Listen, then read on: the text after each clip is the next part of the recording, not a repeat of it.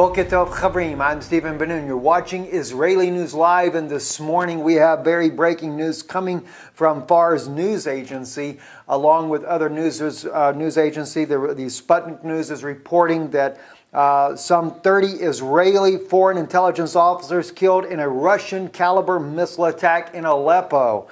And according to this here, it says several U.S., Turkish, Saudi, Qatari, and British officers were also killed, along with Israeli officers. The foreign officers who were killed in Aleppo operations room were directing the terrorist attacks in Aleppo.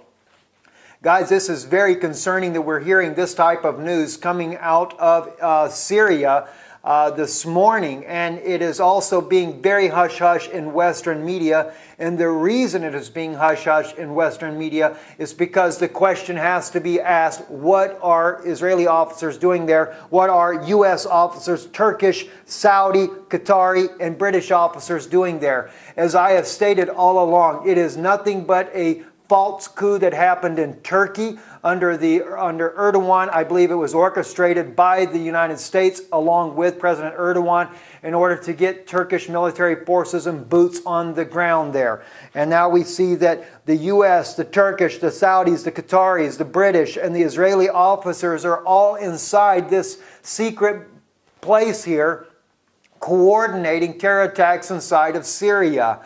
And although I love my countrymen, both U.S. and Israeli countrymen there, it's still, what are we doing in Saudi Arabia? And I want to state this because I know there's going to be many that are going to be concerned about the fact that this news has happened. It's going to be a cry from the West to bring about war against Russia. But you have to understand, Russia is actually trying to stop this whole rebel force that's going on, and this whole so-called moderate rebels is trying to overthrow the country. But I am not the only voice from the United States that is sounding this alarm that we have no business to be in Syria. They have demonized President Bashar al-Assad as being some kind of madman, gassing and using incendiary devices, etc. on his people, only to find out that it's to the contrary. Even Eren Erdem, the former Turkish MP member of the parliament in Turkey, he was the first one to reveal that the 2013 gas attacks that happened in Syria were never conducted by Bashar al-Assad, but it was coordinated with the West, smuggling in chemical weapons from Europe into Turkey, through Turkey, and Turkey's court turned a blind eye. They replaced the judges, everything, slipped in the chemical weapons, did the attack so that they could blame it on Bashar al-Assad. And we're finding out similar things again with this situation that is happening even now with the incendiary devices, that it is not Russia that's doing it, but we're finding that even recently Saudi Arabia, also they've been given phosphorus munitions. They're using it against the people in Yemen, and as well those things are coming into the hands of the groups inside of Syria, being used against the civilians, only to build a momentous campaign, media campaign in the West to try to demonize the Syrian people. And one thing I might add to that, and this is what we're going to close out this news broadcast with, I want you to hear, this here is a panel. I'm only using 3 of the 5 that are in there, but I want you to listen to what a U.S.-led delegation that went to Syria firsthand, went to Damascus, and found out that it was nothing but a bunch of lies and propaganda by the U.S. government that is controlled by the U.S. corporate media to demonize Syria and to make it look like as if Assad was a regime and was trying to just dictate over his people. They met with both opposition and Syrian forces, and they come back with a report that clearly lets us know that this had nothing to do but with false propaganda. It has been a constant desire to bring down Bashar al-Assad. For what reason? There's other things we could go in on that, but right now we're trying to cover the breaking story here that yes, indeed, Russia has fired missiles, and there has been a tremendous loss of life, both U.S., Israeli, the Saudis, the Turkish, and Qatar. They are all involved in trying to crush this country down, and Russia finally is standing up and is going to bring that down. Now, I know many of my friends would say, are we looking at Ezekiel 38 as far as from a prophetic standpoint? We may be. Some have said Russia would be, the Ezekiel 30 would be Gog. I think it's personally America that is Gog, and this may be the one thing here that drags all of their armies inside of here to try to take Russia out. Then others might say this would be the hook in the jaws for Russia and bring them down, but Russia is one nation, and we see in the prophecy of Ezekiel that it is jaws and hooks, plural, so it is a multinational force that comes in, and we see a multinational force there. My condolences also go to those families, the U.S., the British, even the Turkish and Saudis. I mean, these are loved ones of people that have died in this, just as the loved ones of the Syrians that have died in this war as well. As we've seen, the sad cases of it's loss of life, friends, is a loss of life. It doesn't matter what nationality. I do have a heart for that, and my condolences to all the families that have died into this. But I think if the West would have stayed out of Syria, we wouldn't have the problem we're having today. I'm Stephen Ben-Nun with Israeli News Live.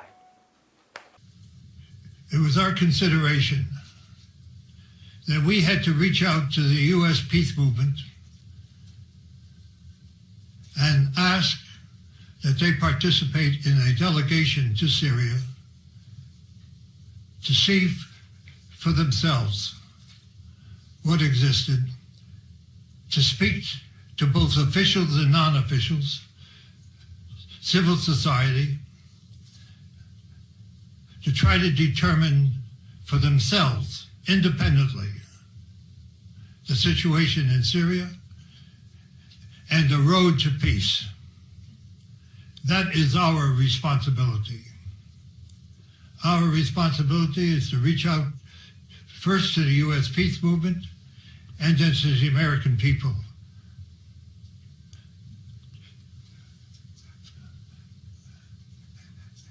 The campaign to confuse the American people has been intense. And it is our purpose to try to bring some light, some understanding, which can perhaps lead to the American people demanding an end to the intervention and peace in Syria.